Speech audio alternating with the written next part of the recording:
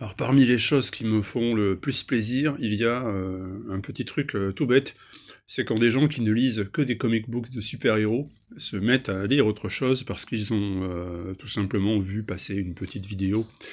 dans laquelle, il y avait quelques recommandations et c'est très bien parce que ça mérite de penser que des gens se cantonnent à un seul style, à une seule catégorie. Alors qu'en réalité, il y a tellement de choses à découvrir dans la bande dessinée, donc oui, bien sûr, l'univers comics, c'est avant tout les comics américains, ça vous l'avez compris et remarqué, mais pas que, et je réfute et refuse catégoriquement l'idée qu'on puisse aimer la bande dessinée tout en ne lisant que ça, pas possible, d'autant plus que, eh bien, Alfred est un auteur absolument génial. Les Jardins Invisibles, c'est sa dernière sortie chez Delcourt, c'est un petit bouquin qui paye pas de mine, un petit format, où il est question de moments de bascule, c'est-à-dire que l'auteur, qui est d'origine italienne, nous raconte son enfance, une partie de son enfance du côté de Chiavari en Ligurie, ou bien lorsqu'il est parti vivre à Venise, la naissance de sa fille, sa vie de couple tout simplement, ses affres d'artiste, les pannes d'inspiration, la maladie, le rapport avec son grand-père, mais aussi avec son père, qui s'étend jusque dans la manière dont il voit ses rapports avec sa fille.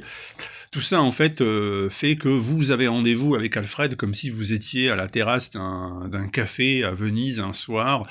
une soirée magnifique avec la ville qui s'étend devant vous, et puis cet artiste génial, avec un style faussement naïf et des aquarelles de toute beauté, qui vous raconte, qui vous met sur la table des tranches de vie, qui sont dans le désordre le plus complet, hein. Il s'agit pas de faire une biographie de la vie d'Alfred, du tout, il s'agit vraiment de parler de ces moments où une existence peut basculer, de ces moments où quelque chose de totalement anodin vient en fait apporter un éclairage nouveau à votre existence, ou apporter une solution à un problème dans lequel vous aviez l'impression de vous noyer, et tout ça fait que l'homme avance, que l'artiste crée, et que cette bande dessinée intimiste et extrêmement intelligente et sensible fonctionne. Alors j'ai adoré. D'ailleurs, j'adore de toute manière tout ce que fait Alfred, mais là, c'est chapeau bas l'artiste, hein, parce que, encore une fois, c'est une BD qui n'en est pas une, c'est presque un ensemble de pensées, de croquis, c'est presque un ensemble de...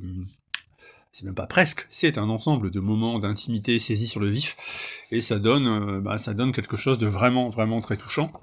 et quelque chose que je vous recommande énormément. Alors, de temps en temps, abandonnez un peu les collants et les armures et la science-fiction et les comic books américains. Faites un tour dans des choses qui n'ont peut-être aucun rapport sur le papier, mais qui ne font que renforcer l'amour pour la variété du 9e art. Si vous cherchez donc un truc un peu plus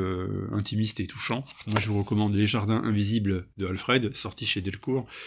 Quelle belle sortie, vraiment adoré cette lecture. J'espère que vous trouverez vous aussi votre plaisir, si vous avez l'occasion de vous y mettre.